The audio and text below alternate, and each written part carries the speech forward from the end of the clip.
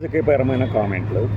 నారా లోకేష్ గారు రాజమండ్రి పర్యటనలో మేము ఎవరికి భయపడేదే లేదు, ఏదో బెదిరిస్తున్నారు మమ్మల్ని. రెడ్ బుక్లో 3 పేజీలే ఓపెన్ అయ్యాయి, ఎవరికి ఎప్పుడు ముహూర్తం పెట్టాలో మాకు తెలుసు అని మాట్లాడారు. నిజమే, ఆయన భయపడాల్సిన అవసరం కూడా లేదు ఇప్పుడు. మరి భయపడేది ఎవరు?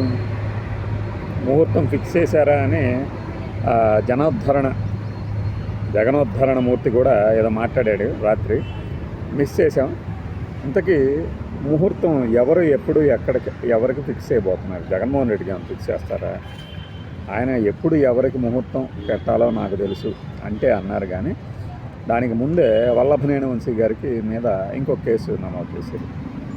రేపొద్దున కొడాల నాని గారి మీద పెట్టవచ్చు, లేకపోతే ఇంకొకరి మీద పెట్టవచ్చు. అయితే వీటన్నిటితో మనం ఏం సంకేతం ఇస్తున్నాము? సో ఇది ఒక డేంజరస్ ట్రెండ్ వైపు వెళ్తుందని పోయిన ఏడాదే మనం చెప్పాం. చాలామంది కూడా అదే ఆందోళన వ్యక్తం చేశారు.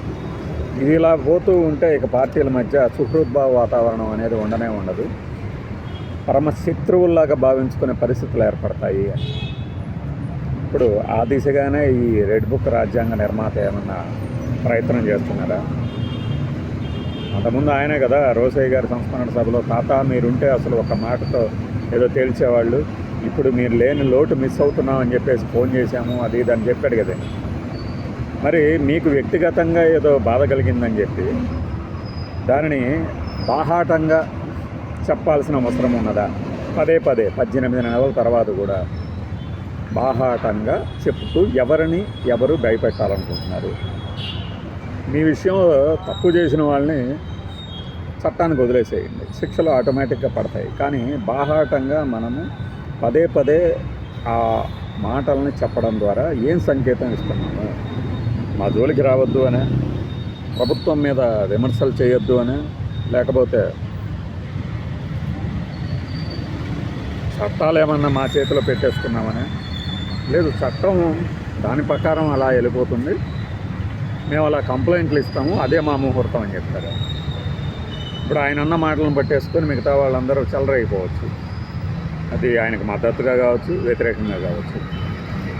కానీ ఓపెన్గా నేను ఇలా హెచ్చరిస్తున్నాను అని చెప్పడము, ఇలా హెచ్చరించడం తప్పు అని కొంతమంది మాట్లాడతారని కూడా తెలిసి కూడా చెప్పడము, ఇది ఖచ్చితంగా ఒక బ్యాడ్ ప్రాక్టీసే. అంతకుముందు జగన్మోహన్ రెడ్డి అనలేదా, అంతకుముందు వీళ్ళు అనలేదా అంటే, నువ్వు వాళ్ళందరికన్నా బెటర్ అని చెప్పుకుంటున్నప్పుడు, ది బెస్ట్ అని చెప్పుకుంటున్నప్పుడు నీ ప్రవర్తన వేరుగా ఉండాలి కదా. అట్లీస్ట్ ఎక్స్పెక్ట్ చేస్తారు కదా వీళ్ళు. No, he's something better than others అను, హీఈస్ యూనిక్ అను, ఇంకా విభిన్నమైన వ్యక్తి, విభిన్నమైన పార్టీ, నాణ్యమైన ప్రభుత్వం, నాణ్యమైన పరిపాలన అనుకుంటున్నప్పుడు, లేదు అలా చచ్చినా అనుకోవద్దు, మేము అదే తానులో మొక్కలం అని ఓపెన్గా చెప్తున్నారా? ఓపెన్గా చెప్తున్నట్టే ఉంది, కానీ ఎక్కడొక్కడ ఒక బ్రేక్ పడాలిగా. బ్రేక్ పడకపోతే ఏమవుతుంది?